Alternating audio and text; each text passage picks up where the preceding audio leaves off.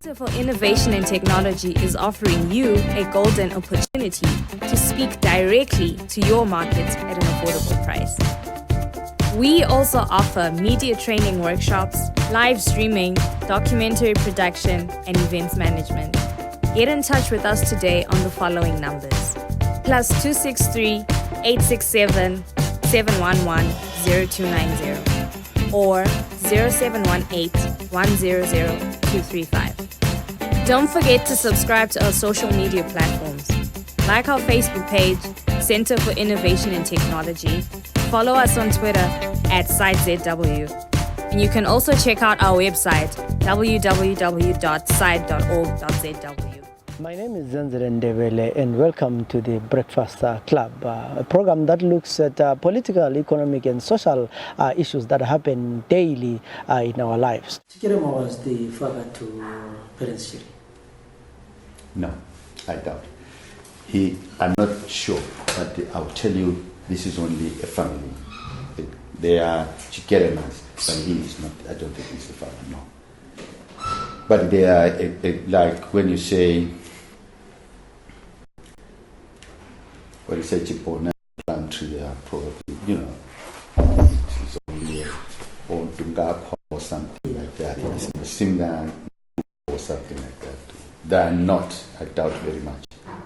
They are all the Chikeremas. Actually, I'm told the whole group of the hierarchy maybe currently available may be the Chikeremas. But what made Chikirema come back or leave ZAPU, I don't think it would have been because he was asked to dump ZAPU. No. There was a simple, stupid incident that made them quarrel with JZ. As a result, it caused a split and caused problems for everybody else. ZPRA is in some quarters seen as tribal. The people allege that ZPRAs didn't like Shonas. Would you say that's true? No. There are phases or periods in ZAPU. There is a period, let me say, when ZPRA starts, not the name, but the military itself, starting in 1967. There had been so many shocks. But people must also understand the historical, geographical setup of the country. The people who came out in Matabeleland were far much more in ZAPU because they've been by proximity to Botswana, which was the easiest, just equally like Zanu, which was proximity to Mozambique at a later date. Hence, maybe Zanla had thousands, we also had thousands later. But the point is, it was all about geographical setup. People went the other side. It was hard for a person from Mashonaland to cross all the way from Harare, going to Bulawayo and then getting to Botswana. He would have really been very politicized to know where to go and what not to do. Otherwise, he would be picked up so in some way arrested, that's for sure. So I'm not sure there was that tribal inclination towards. Then comes the period of the 70s, shortly after the 1971 crisis, when ZPRA started reorganizing itself, appointment of a new commander. And by the way, Mangena himself was, I don't know, when people are from Berengwa, sometimes you just juggle to tell whether you never know whether they're Ndebele or Shona. However, surnames sometimes speak better than whatever. But I think Mangena got to a stage where he never was liked by most of the people who were of Ndebele kind of. I have no evidence to that, in the exception of a little few incidences here and there that didn't mean anything that people don't have to report about. But what I know is, at a later date, after the death of Mangena did things take a different turn. We went to Mozambique with Mangena.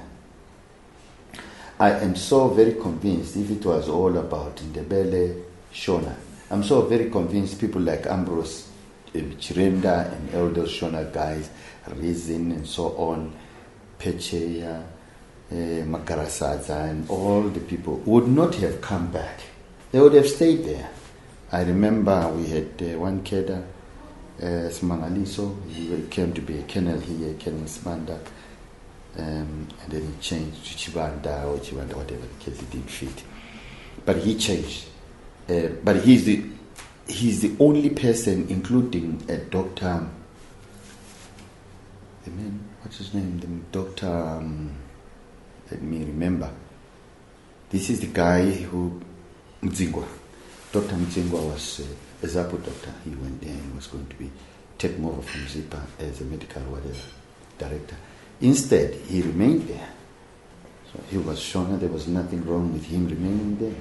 But the reason for us coming back from Mozambique had nothing to do with being Shona on Ndebele. Neither was it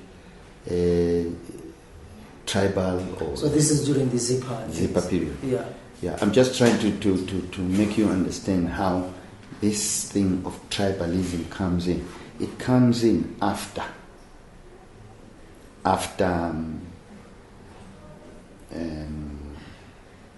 Mangena's death. That's when you see, I still write in the book, and I'm convinced, and I'm very, very convinced, Ambrose was dumped because he was either Shona or he was not trusted or something. He ended up in Lusaka doing nothing. He had been a chief of staff of an army, and you don't demote a person as big as him just like that. No. So he came here in Harare on his own, and when he got here, he was walking in the street and was given a job by Mugabe. Nobody said he was ZPRA and gave him a brigadier's rank, no. Which is pathetic. We shouldn't have been that kind of a force. We should have had our own respectable senior officers and so on. So those are the people who would have stood for this rubbish if it had the way it turned out to be when there was Kukurawunde and so on. I'm sure I'm still saying this day, if the force was organized properly and still had its own people, whether they were from Mashonaland or not, and not organized or tribalized, I think it would have been far much better. I mean, you have the likes of Valerio at 1980. Other people are being arrested and so forth. He's rising in the ranks. What would have been the explanation? He didn't rise. No, that's not true. He didn't rise at all. He remained as a brigadier for quite a long time. And not him alone and others who got promoted. It was all a question of probably, I wouldn't know if there's anything sinister, but it was all a question of you were in place, you had not been arrested, probably if you were lucky, you could.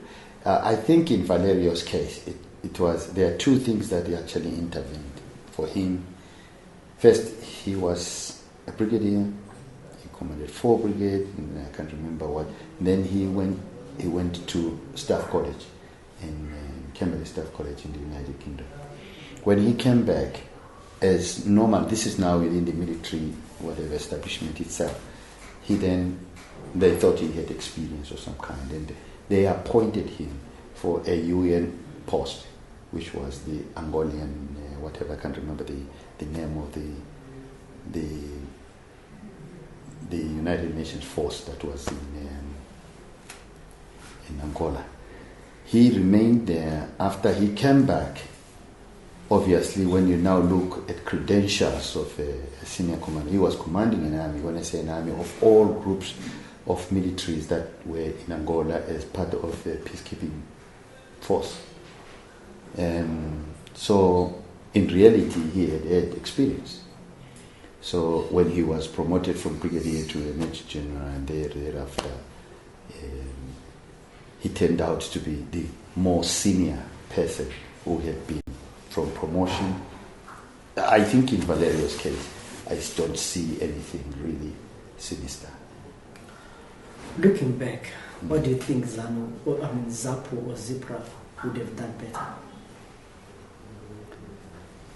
I'm still baffled this day that a force with all the weapons and everything, like so armed like a normal military anywhere else in the world, that we would have been so disadvantaged to fail so catastrophically like we did. It is not as per what one would say, like maybe the commanders were not good commanders and things. The commanders were good. I think the problem was maybe at the top. I cannot say what the difference in NSO was to ZPRA. The NSO I'm referring to, National Security Organization, which was headed by Dumiso Tabeno. But he was a civilian in the civilian organization. He had been in ZPRA himself, but he get some promotion and he had to head a civilian organization. But there is something that doesn't seem to tie up between. I think the getting rid of Mangena just did the force down. Because I cannot imagine in a nice force that you want to get rid of your commander. He didn't just get there, he got there by promotion, experience and things like that. So I don't see how people begin, or civilians outside begin to discuss the effectiveness of a commander. If it is, it was probably left to one man, and the president himself, which would have been Joshua Nkomo. He is probably the only man who would have said, I want to relieve you, I want to give you some other jobs, you take this one. Just like they relieved the Ambrose Mutimiri from the command as chief of staff to something else, I don't know. So when you talk about the getting rid of Mangena, you're talking about... That was, it cascaded after that internal problem cascaded to something else. Because we were so armed as a force to imagine that a force with an air force would come and be destroyed. By the way, let me put it this way, that the force that we call 5 Brigade today is a very small force that didn't constitute a force to fight, really. They didn't fight anybody. They had not even fought. They had just come as recruits or whatever they had been, wherever they had been, and just put up to go and fight or whatever. If they were fighting the ordinary ZPRA, they would not have survived. But they were not. They were only getting... The first thing, the mistake the politicians did is take the weapons off us. That was the greatest mistake. I am still baffled today. But I understand where Mugabe came from. There must have been a collusion with the South Africans. Because anyone who tells me Mugabe didn't sell to the South Africans is all a complete lie. Mugabe sold because he spoke to the South Africans. I was in Zenzele myself. And I write it in this book, that when I was in Zenzele, Dumiso gave me a call and said, can you please take out, if I'm not wrong, he gave a figure, it's still as vivid to me today, gave me a figure, and he said, can you take out those 25 ANC cadres who are in that? But what he was counting on is there were cadres who were in prison here, who had been arrested in the 65, 67, the wars of 68. They had been locked up in Kano. When, after the election, they were released, those people. And when they were released, where could they have gone? Either it's CIO or somebody, or South African intelligence, I don't know who, but somebody suggested you go to Zenzele. And they came to Zenzele, and they took them because I had ANC cadres. What should I had to take them off the field, because if anyone remained in the field was going to be shot. So I brought them into the camp. So here I have Dabema phoning me and telling me a number I didn't have. No, when I say I didn't have, I had bigger numbers than what he was telling me. And I can't argue with him over the phone. So I said, that's okay. I took the instruction that I was going to remove the ANC cadres. And came a series of meetings with CIO Buluwayo, CIO Sam Harare coming from Harare, and so now the ANC. The difference is that what Dabema had in terms of figure was not the figure that that CIO had. CIO had maybe more specific figures of how many ANC were there. How? I don't know. I'm not an intelligent man. But I suspect part of those guerrillas, some of them guerrillas, we came to assembly point, we caught them, they were working. But if they were captured, what did you want us to do? To shoot them? No, we can't. And so what we rehabilitate them and say, come on, you're a comrade, come on, get him. And that's what we did.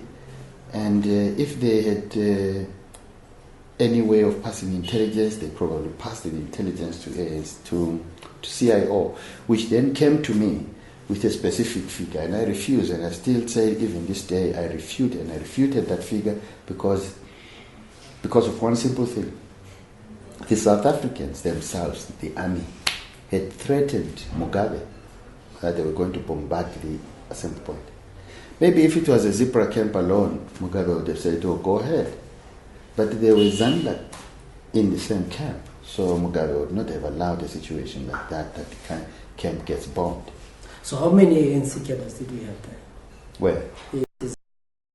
I can't remember the figure now outright, but maybe 800. So what happens to all these 800 ANC cadres? No. You're asking about the ANC. I'm talking about the cadres of the ANC cadres. No, I had 112 cadres of ANC, but 12 of them were from Kano. So I was left with no option but to accept a certain number, and I refused. I was only trying to oppose what the CIO thought was more intelligent figures than I had. Yeah. And then I just refused, and I said, I think I have 84, and then I said, okay. I knew I had over 100 souls. So did the CIO arrest these men? No, they didn't arrest. There was no one arresting anyone. But they made arrangements in which I was involved. We made arrangements to return them to Zambia. And that was a government arranged thing through CIO. And we picked them up. I was present with the intelligence officers, including a ZPRA officer called Makosi, who was a liaison officer. We took them and went around Bulawayo, out to the airport early in the night, so that I think we had 12 vehicles, Pumas, to take them to Victoria Falls. We were unfortunate when we got to Wanki, one vehicle had an accident, and many were injured who were in that car, but I think about 11, not precisely. And then the rest were taken to Victoria Falls, and we crossed them to Zambia, dropped them in Zambia, and they were taken over by ANC guys in Zambia. There is a number that we left here. The commander remained here, Victor, and his deputy is a little fella, some nice Zulu tall guy. They all remained here. They were here till 1992. There are 12 guys or so, 50 guys who were given IDs by one. The passport office. Yeah, by the passport office. Yes, it was all our arrangement that we get those things and remain here in the country. At that time, this is 1981 when there was demobilization. We made arrangements for their demobilization. Then after that one, there was also the problem of when the dissident thing started, deployment. I think it all started with the rounding. I can't remember very well which one started by rounding the whole of Bulawayo, rounding up and people being searched in every other house in Bulawayo. They went out to Cholocho, but then it showed that Cholocho was going to be a problem. So they were put up in the eastern suburbs somewhere with some friends. Some of them had been our commanders. They kept them in their houses one by one, that kind of thing. But they knew what they were doing. They had their own exercise. Looking at Gukurand, with you in the army then, do you think that it was a genocide? Yes. Why do you say so? I don't know what constituted genocide, but I will tell you why I say it is a genocide. First, before you could kill the ZPRA if it was armed. But the ZPRA is not armed, so therefore they had demobilized so they had turned to be civilians. So I'll start with ZPRA, because the very first thing that Kukurawunde wanted, or the Fire Brigade wanted, which was their instruction direct from Mugabe, was to kill all ZPRA. All of them. This doesn't start now. It goes back when we were in Mozambique. Kill any chua-chua you find. First thing before you can shoot a Rhodesian, shoot a chua-chua. So we knew we had been fighting. In other areas, I was asking a colleague the other day if they were fighting in the northeast, this side, or northeast. If they were fighting, and I said, no, we didn't fight them, we arranged. And I said, in our area we didn't arrange. It was all shoot, and it was all terror. We were shooting at each other like hell. So they go out to kill ZPRA. That's the yeah. And I can give you examples of certain people when I had trained with who were killed in Mozambique before I got back to Zambia, when I was in Mozambique myself. This is during ZPRA? ZPRA period. Because they had instructions to kill ZPRA. That's it. So later the same instruction comes again, but this time kill anybody that you find to have been a soldier. So that's why they killed all the ZPRA. So I'm still not convinced anybody who comes up today and say the ZPRA are still around. I said, no, they are not. They were all killed. I will tell you this, I will stand here and say, who were my soldiers? And I will not find any. I can assure you that. I will not get any. Because all of them were killed. If they probably survived, they may have been in units, in battalions, maybe one out of one. I mean, it's very negligible. Not many. The figures will be so low. Did you believe the whole the dissidents thing? Was it real? Were they really dissidents? It's a good question. Firstly, let me go back to what I said earlier, that I went into a job meeting. For the first time I knew they were dissidents. And my assertion is that they were never dissidents in the first place. I'm still not convinced today.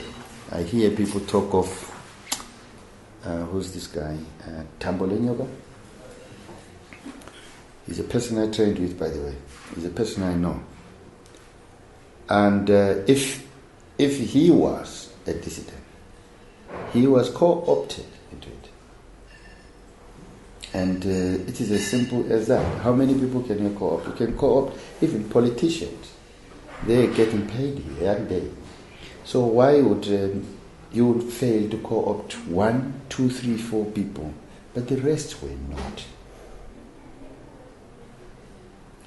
So if you really look at it, doesn't need the child's intelligence to analyze that. There's no analysis whatsoever. You don't wake up. That's why I'm saying there was a problem of, if ever there's a group that I would call dissidents, it's a group that went to the South Africans and said to the South Africans, oh, we are being victimized and so on. And then they were given some weapons. And just how many of them? They never constituted this part of the dissident group anyway. the ones that we say are dissidents, who we in 1997, 97 said, can you please come back and bring your weapons? There were just 47 a day. It's a very small figure to imagine that the whole army of a country would be deployed, including its police force, to combat that figure of 47. Really, they are not together as a forces of 47. Some are there, some are there. So it would be far much easier to deal with them, even using one battalion and not many. How difficult was it to actually publish the book? It was not as difficult, but it was difficult. The difficult part comes in when you ask the publishers to publish books for you. I am a ZPRA, or was ZPRA. When you were a Rhodesian, you got favors from publishers that were white, and mostly I have read many books that are published from South Africa and Halon in the United Kingdom. And the reason is simple. They're doing it for themselves. So they are the people who portray what history is and what it is. But ZPRA didn't have, not only ZPRA, even Zandla didn't have anyone to publish their books. I have known maybe only two writers from Zandla. I have known Machinguli's book, and I have known of Tambara's book. I don't know of any.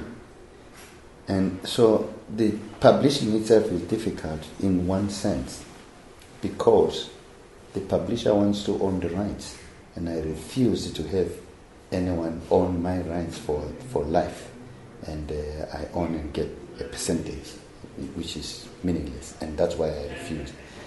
Part of it is why I took my time to publish the book, because I had to put down some money to access. So that meant I had to put money and do it directly by paying upfront. That is the reason. And other people who have not published, there are various reasons why they have not published. If the person was not senior and didn't know part of the history, is unlikely to have published. Because when you are going to write about ZPRA, you have to write it more, maybe should I say a full story. You're not writing a backlist story. What the Rhodesians are doing constantly, writing books, they're writing about battles. They probably had an advantage on sending the air and all sorts of things. But we are not writing about that. We are writing, we know the incidences as they happened. So what we are interested in is only the whole of our history. I know you may be very concerned about certain incidences in the book and certain things that made history about the achievements of ZPRA. Yes, but when I wrote the book, I didn't think they were very significant. Just like you would talk about falling the Viscounts and so on, yeah, and the tanks and so on, the blasting of the tanks and so on. It may be significant to you, but to me it isn't as significant. It was part of those little battles, each individual unit getting to do this battle and the other one doing the other. There's something that is interesting. Zandla does not claim the shooting of the planes, the Viscount. But Zandla claims they shot, they're the ones who shot at the tanks. As the person who was a commander then, would you say assertively that it was ZPRA that destroyed the tanks? Yeah, let me tell you the structures of ZPRA. We had people who were gathering intelligence who were ZPRA, that is intelligence, and then now lastly there was Mazinyane, and before there was somebody else. There were structures in which people went to gather intelligence, and there were two branches. There was the reconnaissance that went to recognize a target, which was going to be attacked. But there were others who went to recognize a target. And above that, there were other people who had what we call special missions. You ask Zandla today, how many guerrillas of theirs were killed in town? But you ask Rhodesians, how many they killed in ZPRA in town? We had many operatives who were in town, who had specific missions to go and do that, and go and do that. So if Zandla is not, or it is claiming it, it is a sad story, because they, in my opinion, didn't have anyone to even do any operation in town. We were. You can ask any Rhodesian special branch, they'll tell you, we were capturing ZPRA here, in the houses here, lots. And we had our own country, and we had our own structures in town, organized to take certain targets, particularly the petrol. The real idea of taking the petrol had, in my opinion, surfaced. I would not know, because I'm not the person who was deploying people in that respect. But I can still tell you that I recall in 1977 when I came back, 1976 when I came back from Mozambique, I remember people going to Salisbury from my own area where I was. I was asked to escort them. I was told in no terms, don't ask a question what they are going to do. And I knew they were what we call even guerrillas. You get my point? Unless you are asking about this for me to be specific and say so and so, which I'm not ready to give you that answer and say so and so did that. But it's I have heard Rhodesians brag around and say we killed people who did that, we killed people who bombed the tanks. They mentioned somebody, they went about putting up some roadblocks. I don't know what the roadblocks were, not boarding buses. They went about killing some men who, innocent men in Morea were there, who they assumed to have. It was all, you had to give an answer as a Rhodesian force or intelligence or whatever. You have to give an answer. Tanks cannot just be blasted and you can't tell who it is. So they gave this answer of a person they going to in his homes or something like that. But the truth is, they failed to locate the ZPRA who actually did the job. So you're it's the convinced same. it's the ZPRA? Yes, I'm convinced. And it's still the same what actually happened with the Viscount. The Rhodesians have claimed they killed everybody, and I can still say, as you see me now, they are available. And I know they have. I've seen many videos from Rhodesian special SAS officers who would say, once we are going to kill. And I write in my book, I have no sympathy for their killing, because equally the people who died in Kushi, Zambia, everywhere else, I cannot imagine going into a camp like Chimoyo and you're killing 1,000 people and you think you have a conscience that you have done an operation and you announce it to be an operation when you're killing civilians. So I don't see any, when I make comparisons, I don't see any difference from a plane falling off the sky, because the same guerrillas were being attacked by planes from the sky. The Dakotas, the helicopters, mention them, they all came in and they were pour bombs, all kinds of bombs. So I have no sympathy for them. If they died, it was a cause of war. So that's the bottom line.